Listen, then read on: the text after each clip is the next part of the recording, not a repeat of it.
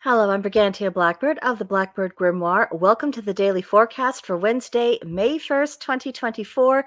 Good morning to you. Happy Mercury's Day and a very blessed Beltane to everyone. We see on our brief overview, we are in the Taurus season, the Celtic tree month of Willow.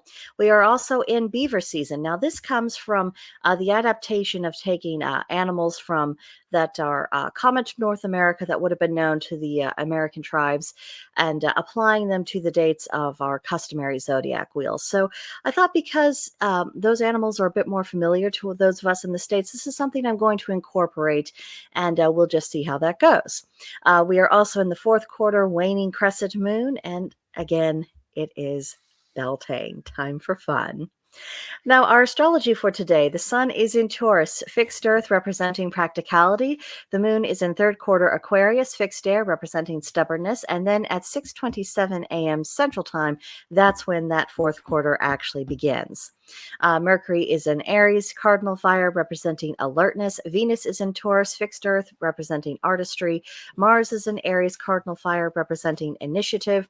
Jupiter is in Taurus, fixed earth representing practicality. Saturn is in Pisces, mutable water representing nostalgia. Uranus is in Taurus, fixed earth representing renovation.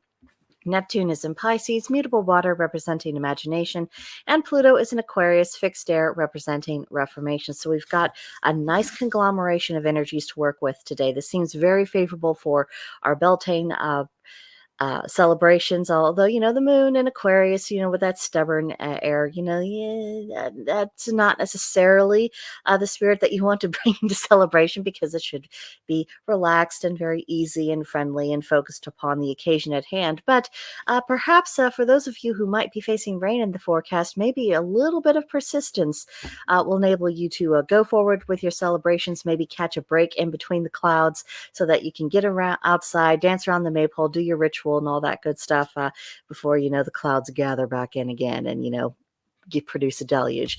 But whatever the weather you're facing today, just make the most of it, because still, whether we have to celebrate outdoors or indoors, it is still Beltane.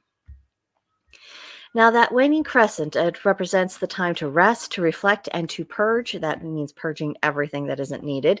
And because it is the Aquarius moon, things for us to do are do socialize, do engage in group projects, do seek wisdom, which bears very well for our rituals today, especially if we are getting together with others, which I hope you are.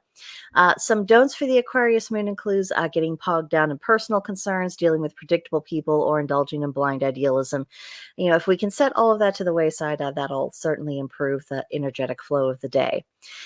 Now, as mentioned before, it is the day of Mercury, and Beltane may involve us bonding over more intellectual and creative matters this year.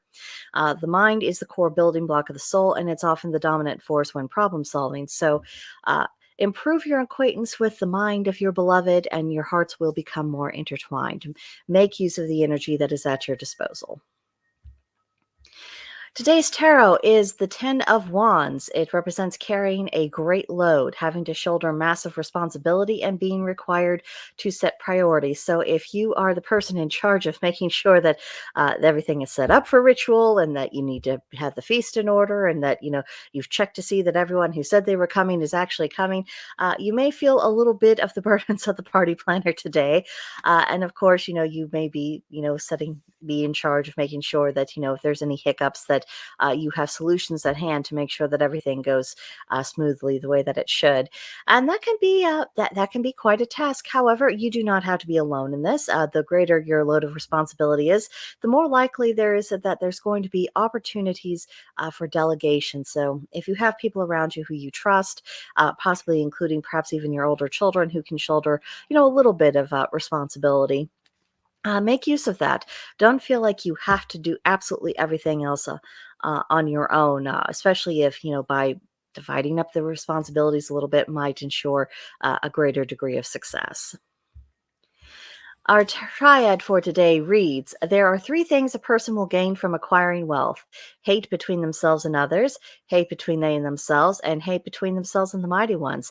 So we have another warning against acquiring material possessions and that being a goal in and of itself, rather as opposed to a reward for our hard work, or making sure that we have the resources so that we are able to use that money and those resources to achieve something, to have something that's beyond just looking at the bank account balance going up. As as important as that sometimes is, that can't be the only goal that's in our minds, because we are more than meat and matter, and life is more than stuff or the balance in the bank account, or things that might be symbols of our status in the world, because prosperity and abundance, these are blessings only when we are balanced people and doing our best to live a balanced life. And, if that gets out of whack, it can really become more of a burden. And that's when you start seeing resentment between people who don't have as much, or when you start feeling perhaps ill at ease within yourself. And even when the gods might be looking at you and saying, you've got a lot to show for all of your hard work, but what are you creating with it?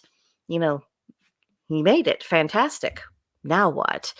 So it's just something to bear in mind. Although I don't know about you, but I don't think I'll be in danger of this particular pitfall anytime soon, not with this economy. But still, for those who are doing quite well and are succeeding in difficult financial circumstances, this is just something to keep in mind, just to keep everything in perspective.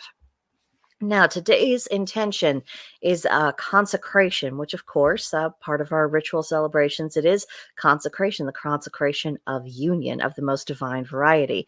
The color for this is yellow, the plant is the rose, the animal is the canary, and the crystal is citrine. So the question I would like to leave you with, even if you only contemplate this intention, you don't have anything particularly to do with it, is just what do you treat as sacred? Not what do you give lip service to?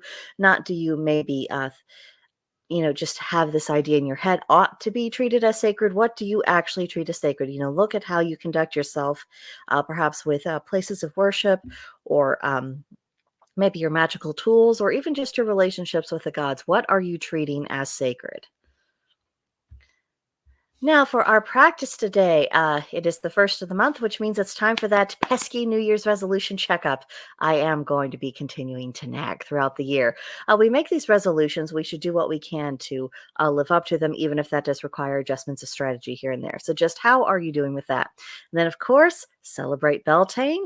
This is also a good day to go look for fairies, unobtrusively, of course, because, who likes to be spied upon?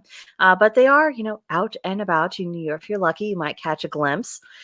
You could also infuse magic into all of your cooking today, especially if your feast for today is kind of the main event, which I would imagine for a lot of families that probably is the case. So infuse your magical intention with cooking for health, for prosperity, for improved relationships, anything that you can think of that's relevant to you, that your ingredients really lend themselves to.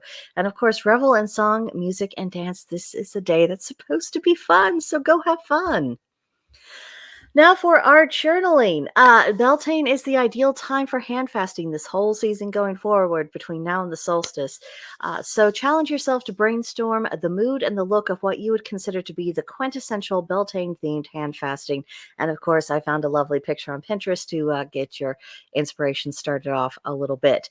Now, because I do consider the month of May to be kind of the hand fasting season, every day our journal will be relating to that topic in some way, because even though, those of you watching, you might already be married and your kids could be years away before, there's any thought of them settling down themselves. But I think as pagans, more and more of us are feeling that urge of let's start creating a more pagan society for ourselves, a more pagan way of doing that. And of course, rites of passages and important events like people getting married, that is certainly a time to infuse a more pagan mood with it. So the more we think about this, the more we talk about this amongst ourselves, the more likely we are to implement them when opportunities arise. And then just gradually over time we take a look around and like, oh, we are actually having a real in-person live pagan community. So it's in that spirit that I hope you'll take today's journal prompt. And that will do it for today. I don't want to keep you. I'm sure you've got lots to do. It's Beltane. It's a busy day, and it's the middle of the stupid work weeks. And I know not everyone will be able to take off work to celebrate, but I might have to relegate it to the evening hours. But whatever your situation is, I hope you have a very wonderful Beltane, and I hope you'll, of course, be back here tomorrow. So see you then, guys. Bye.